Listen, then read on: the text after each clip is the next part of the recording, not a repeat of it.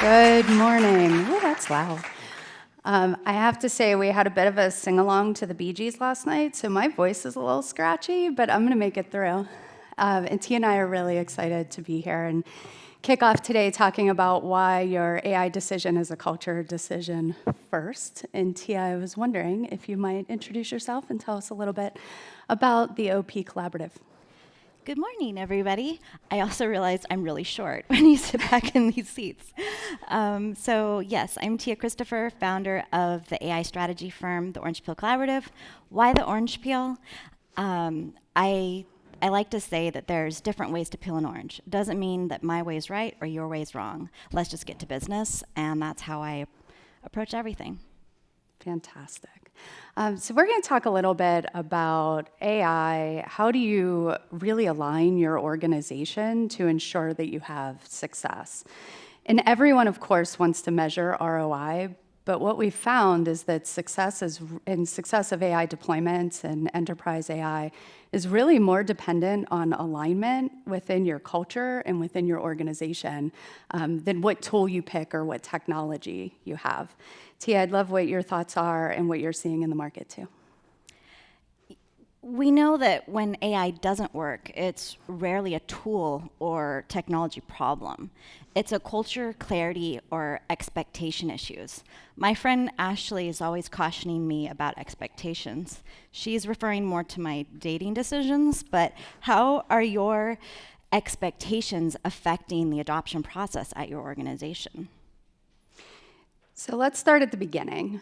Before you buy anything, have you talked to your people? And you've built a fantastic company around talking to people and really listening. So I'd love your thoughts on how you start these conversations and where do we begin? Yeah, I think, when we're on LinkedIn, it seems like everybody's already adopted, everyone's really far along, everyone's also doing great at it. It's a very noisy space, and it seems like,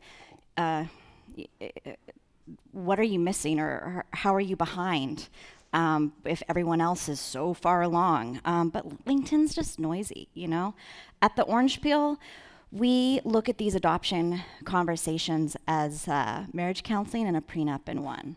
Do you necessarily need those to get married? No, but is it super helpful? Usually, yes. And so we really advocate for questions before. Is your leadership in alignment? Does your staff have fears that they're maybe scared to voice? We talked a little bit yesterday about people, being replaced. Like, it's a scary workplace right now. And so are we having these conversations before and during the process?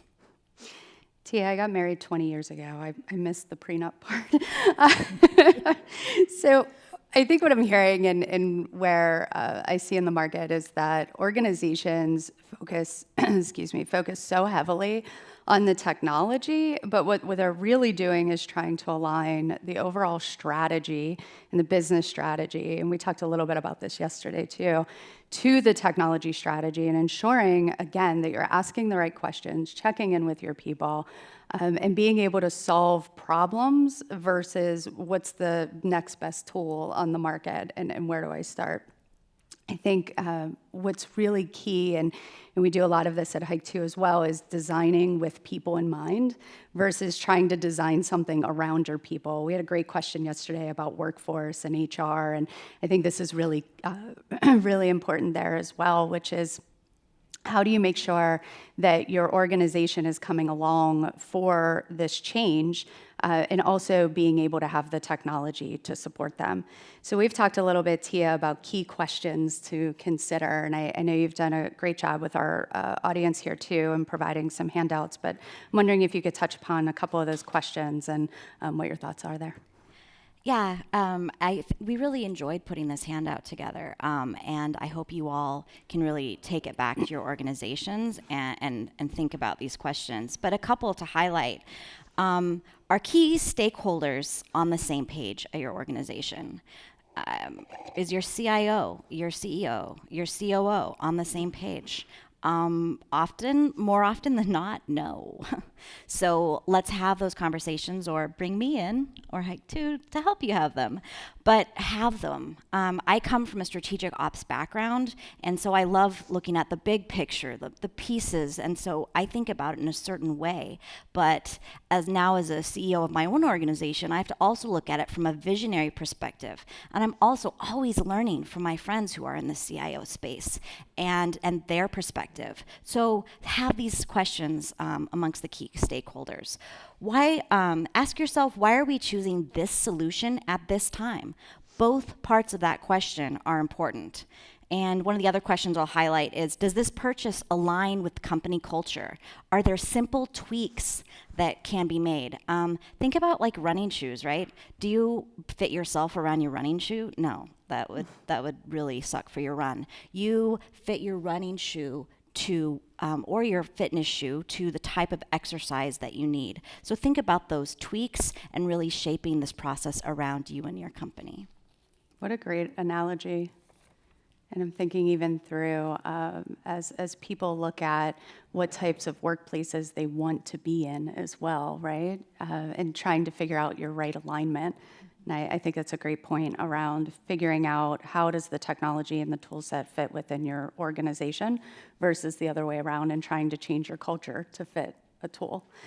All right, so now what if you already bought the tool? So here we are, and how do we ensure that the fit will work within our culture? So I think, again, these questions are so important to shape and trying to make sure that that implementation of the technology is sustainable. I was recently having a conversation about people sustainability. We talk about planet sustainability, but people sustainability. The awesome INP department from the city of Pittsburgh brought up values yesterday, value alignment. And when I'm talking to people in this space, I ask about their strategic goals and their value system. And I really stress that I'm not coming in here to put my values on you. I'm asking you, what are the values at your organization? What's important? And how can tech amplify that? How can tech augment that? And really reinforce what you're doing, not the other way around.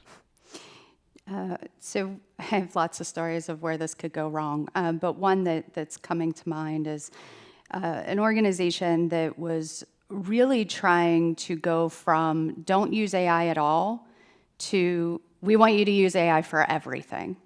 And unfortunately, and the company is fine, but unfortunately, they really did flip that switch without having a clear path to how to enable people, how to train them, how to make sure they knew what was off limits, what not to use AI for, as well as what to use AI for. And there was a large change management exercise and kind of a walk back of the tools to make sure that the organization was using the right tools at the right time for the right people in the right places. And I'm sure you probably have some stories like that as well. Yeah, I think we need to look at intention versus execution. I was working with a city client in Canada, and they had purchased a tool. They wanted to help encourage more tourism. Again, they had a great intention. But the execution ended up being a lot of cameras all over the downtown area and really angry constituents about feeling that they now lived in a police state. And it was really ballooning out of proportion by the time they brought us in. So we sat people down and asked questions. We listened to them. We heard their fears. We talked to the city. What was your goal here? And because their goal was a good one. They had a good intention, but the execution was the kicker there. And so we ended up, sprinkling fairy dust and fixing everything. But again, look at intention versus execution. I think these stories really show that fit and alignment is not meant to be a one-time check. You have to continually monitor and adjust because the landscape keeps changing. And I know that's why you're all here as well. And AI strategy and governance data governance, it's an evolving practice. There's so much hype and an evolution of the products and the technology. And I think, of course, things are getting easier and more accessible for everyone. But being able to really ground ourselves and know, I love your point on intention, and being able to ground ourselves in goals and purpose, I think is incredibly important. Yeah. I think you had a really good quote from Goldman. I was wondering if you would share that with us. Yeah, in bumping into Peter this morning, who I'm so excited to hear him talk after us. I was mentioning how much I love his tea leaves. So in talking about tea leaves, David Solomon, CEO of Goldman, in talking about the AI market, drawdown, he said, I wouldn't be surprised if in the next 12 to 24 months we see a drawdown with respect to equity markets. I think that there will be a lot of capital that's deployed that will turn out to not deliver returns. And when that happens, people won't feel good. So again, we're talking about, maybe some more soft skill language. We're using more soft skill language. However, ties into your ROI, and with the shifting landscape right now, these financial decisions are really scary. I think it's incredibly important when we think about building for adaptability and not just adoption as well. So of course, you're investing in AI, you're investing in technology, you're investing in your teams and your organization to learn and to know how to use it and use it appropriately. But at the same time, you have to be able to know that the landscape is changing. There's going to be shifts, and being able to have the technology, the tools, and the people to adapt to that changing landscape. And I love your point around continuing to ask questions. What people think they need today is going to change in a year from now, and how are they feeling along the way, and are they getting the value, and is your organization getting the value of what you thought you were getting the value for when you signed up for the tool, the technology, and of course for the people. The other piece that I see with implementations, and whether it be a technology SaaS solution or AI or both, is making sure that there's the time and the funding to really bring people along in that journey. So putting the time at the onset from a discovery perspective and a design perspective, but also during implementation to make sure that you're bringing people along. So again, they know what's changing for me, what should I be thinking about? How should I be doing this? And to allow yourself the time and the funding to really continue that check-in. And then as we talked about, really looking at that overall strategy, and just like your business strategy, you should be looking at your AI strategy. Is this still the right strategy? Does it still fit for us? Is it still what we need? Is it our competitive advantage? So I think it'd be great if as we start to wind down here, and we'll have time for a few questions too, Tia, as you think about strategy in a changing environment, how do you focus there too, and what kind of questions are you asking? Thank you for also, again, noting, Amy, on the funding and time piece. I think we all really want to get moving. We want to try out these new tools, and it can seem like a waste of time to have these conversations or to spend money on facilitating these conversations or having a company come in and help draft your AI strategy. But circling back to the prenup, it can be really valuable. So to more questions, and again, I obviously like questions. My mom will tell you I really like questions. Are we being clear about expectations and boundaries for both our teams and the tech? Again, people and the tech. Do we have space to pause or pivot if something isn't working? I don't know how many times I pivoted in my life. I joined the military and was out way earlier than I expected when I got injured. And I had to land on my feet and pivot. We are all capable of pivoting. It can seem overwhelming in your organization, but you can do it. Like, pivot, tweak, make this tech work for you. And to that end, are we creating habits that will still make sense in 2 years? Amy's talking about this evolving landscape. So what are those habits that you're building now that are going to serve you later? And how are we capturing lessons from what works and what doesn't? One of the things I like about gatherings like Hike 2s, and especially Hike 2s, is we're hearing what works and what doesn't from different practitioners in the space. And are we treating this as a one-time purpose or an ongoing practice? Are we staying adaptable? Marcus was talking about soft skills yesterday, and he mentioned adaptability. We're going to see this as an ongoing theme. How are you adaptable? I think as organizations continue to grow as well and leverage this technology, I'll hone in again on that adaptability, just knowing that knowing that you can be smarter tomorrow than you were today, be smarter today than you were yesterday, is so incredibly important. And learning from each other and continuing to grow, continuing to figure out, to your point, like what is the right fit for us is so incredibly important. And doing that for your organization as well. The people that you have, bring them along and give them the opportunity to be the right fit. And maybe, they don't have the skills today, but they're also resilient and adaptable to have those skills tomorrow as long as you support them along the journey. We are going to start to wrap up here, but we have time for probably 2 or 3 questions as we think about takeaways as well. But we'd love to hear from you and what's on your mind this morning as well.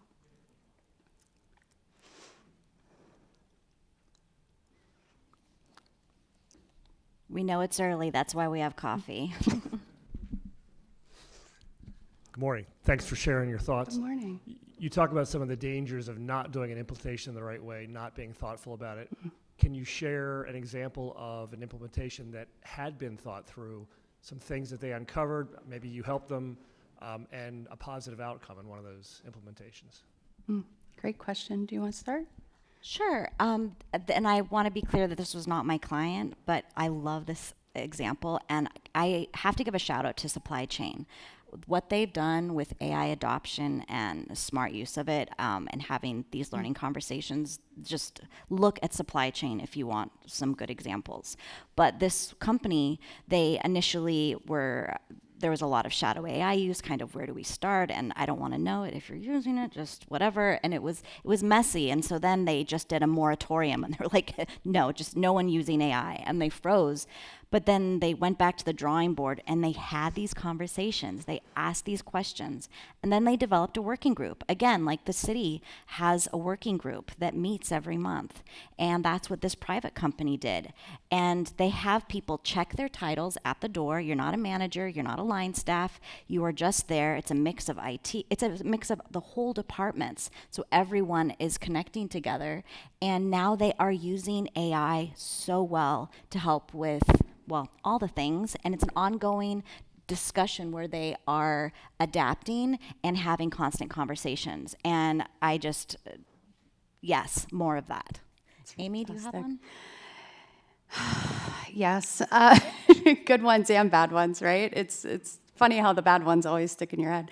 But on the good side, absolutely. In the middle of a very large Revenue Cloud implementation, which had some AI built into it as well, of course, but more from a overall process improvement and workflow improvement program. There was a large merger that happened with a whole new product set that came in. And we had a decision to make. There had been about 6 or 9 months of development behind this product already. And there were 2 options: go live with what we had and then rework and redo, but keep these 2 organizations separate, or take that pause and take the time to really ensure that we could build for both organizations and bring the 2 very, very separate teams onto one platform as a whole. We ended up choosing that option because it was, one, because of the culture. With large acquisitions and large mergers, you want people to feel as if they're in the same company together. And so what we had determined for that organization is that it would have been more detrimental to the workforce to re-platform half of it and then have people working out of 2 systems and then bring in the other half. It would have created that us versus them. So there was a large pivot in the middle, and it turned out to be more of a change management and culture exercise than a technology exercise, even though there was a good bit of rebuild in the middle. And so it really helped that organization fast track some of the integration of the people and the culture too within that merger. Yeah. I see someone pointing. Oh, there you are. Hi. Hey, thanks again, and I really appreciate this conversation. As you know, I'm kind of very aligned with this, and we talked a little bit about how the city of Pittsburgh yesterday, which is where I work, has had some good fortune to carry through with 2 administrations with value alignment on where we want to be with AI. Yeah. And that's wonderful. That's more of a rare case, I would imagine, than when you're kind of trying to keep up with technology or make technology decisions and start these conversations. So these are amazing tools, and we're like really looking forward to using them. Do you guys have some more guidance you can provide on like creating space for these conversations? Because no organization is, even in our fortune, no organization's a monolith, right? We may have places where we have to have these conversations and create the space for them. With other client departments or things like that. And so, guidance on that would be really great. What a great question. So I'll have an initial thought, and then I'd love to hear what you think, Tia. And thank you for asking. I think this is one of those things that comes top down, but allowing the space for the teams to have those conversations. And so when people, especially in larger organizations, see leadership talking about it, asking those questions, holding roundtables, going out, I used to call it a day in the life, right? So going out and actually spending time with the people that are doing the work and asking and having that space, then I think that encourages people in the organization to have those conversations and, excuse me, and for them to know who are their allies, who should they be speaking to. So when I have great ideas, who do I go tell? And maybe it's my manager, but maybe it's somebody else. And so having a little bit of formalization around either centers of enablement or centers of excellence so that people know where they can get plugged in, and then seeing the leadership make space and time for those conversations. I loved Mayor O'Connor yesterday talking about just, if you have an idea, just call me, just come see me. I want to know what it is. That's a culture of an organization, whether it be within a city government or within a large organization, and making sure people know that that is part of the culture and expected of them, I think is a really good start. I was going to bring up Mayor O'Connor again as well. He's not assuming what people want or need. And as a small business owner, like my needs are a lot different than, NVIDIA.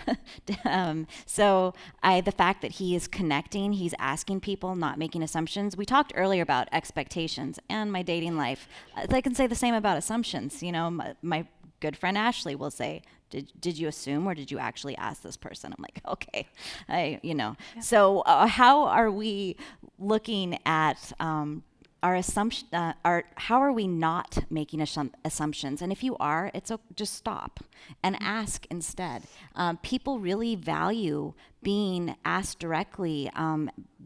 They value when you create space for them to weigh in on this conversation, because as we all know, AI is really affecting us all. I have the OP signature assessment, and what we do for this is there's a survey that someone from management will take, and then someone from line staff, and the line staff, it's anonymous, and they fill out this question, and then we follow up with a personal conversation, because I want to hear from both sides, and then I pull this together for my recommendations for an organization, because it's really important to get that 360 feedback. So make space for questions and stop making assumptions. So as I said, I've been married for 20 years, so I have no dating life. But the one thing I say to my kids all the time is, how do you know that to be true? And so it's not, to your point, like it's not asking them to justify anything, but to think about it for a moment. And to your point, are you assuming something? Did someone just tell you that happened and you don't really know if it did or not? And of course, are you just reading something on the internet that maybe isn't accurate? But I love the space for the questions and making sure we're challenging ourselves and our own assumptions as well. That was a perfect question for us to end on. Thank you so much. Thank you, Tia. This has been a great way to start the day. I'm really excited for today. Welcome back, everyone, and enjoy day 2 of the Innovation Summit.